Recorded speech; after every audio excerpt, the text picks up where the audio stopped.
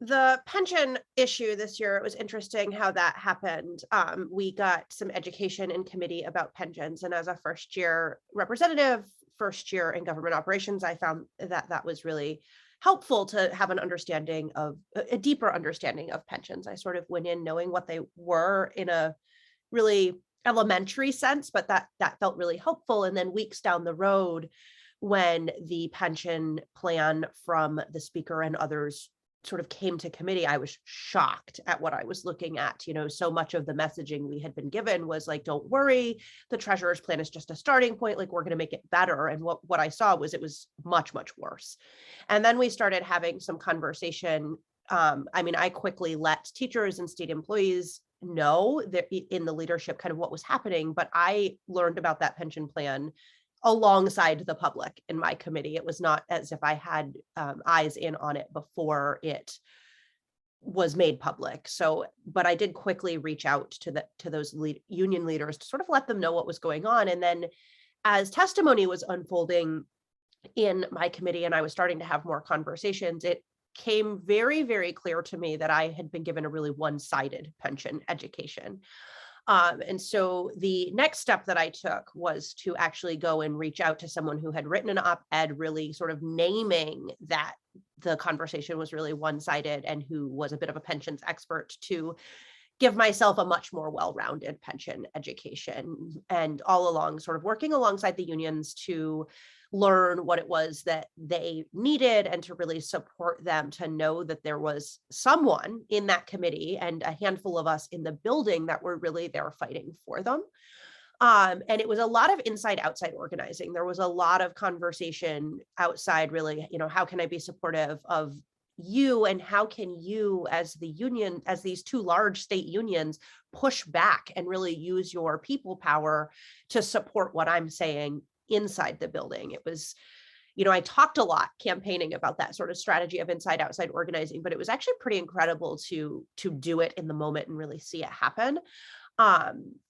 And then coming back, it was a weekend. I spent a weekend with this virtually with this pension expert, really learning pensions inside and outside and the history of public pensions. And I was able to come back into committee, on Tuesday, and it was pretty clear that people were somewhat surprised that I suddenly had a really well-rounded pension education. And so I was able to sort of catch these moments where what they were presenting was so one-sided and really just bring in another side of the conversation. I think a particular moment that stood out was with the business roundtable, when I asked a question as to whether or not public pensions and private, 401ks are fundamentally different. And he said no. And I was then able to really drill down into the fact that no states have ever gone bankrupt because of a public pension or not been able to pay their pension liabilities, whereas countless private businesses have gone bankrupt and not been able to pay their liabilities, and able to really almost kind of back him into that corner of being like, well, actually, you're right. They are fundamentally different. And it really changed the conversation. And I think that paired with the pressure from outside meant that within 9 days, that plan was just sort of dead in the water. And we moved to this study committee that has been meeting, which was another really big upheaval because the original study committee proposal was really unbalanced. It was, just 3 members from labor, and the other 9 members were various government members. There were 6 legislators, and there was appointees from the governor's office. And there was obviously and understandably a lot of pushback as to how unbalanced that was.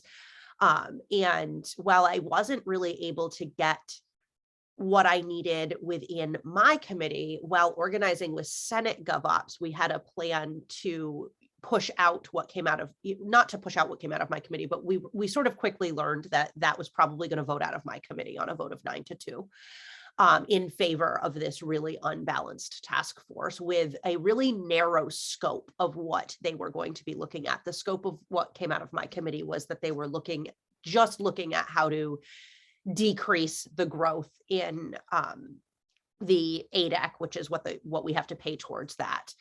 And while organizing with a group of senators and again, continuing to organize with our union counterparts outside, we were able to, in the Senate, expand what this committee was looking at, to be looking at things like a dedicated revenue stream, and to be looking at things like, can we make demographic changes, and to just look at the whole picture, as well as balancing that committee so that there are 6 members of labor and 6 members from various government spaces. Currently, as it sits, it's 5 legislators and 1 appointee from the governor, who is the commissioner of the Department of Financial Regulation.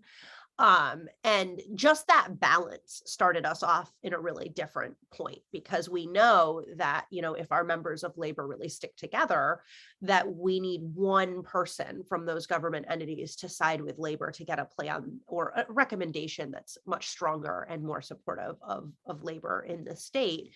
And we were also really able to get the public message out there about why this is important. We are facing this global pandemic, and most of our state workers, all of our teachers, have been deemed essential workers and have been applauded for the past 20 months. Meanwhile, we were here really in the state house with people who were trying to ultimately make them work longer, pay more for less pension. And so that message, I think, was really important too. But I think the most powerful part of it all was just really being able to utilize the foothold and the platform that I had in the Committee of Jurisdiction and on the House floor, and amplify the message that labor was outside, really telling us. And I think, and as well as making sure that they had information as soon as I had it about what was happening and who was meeting.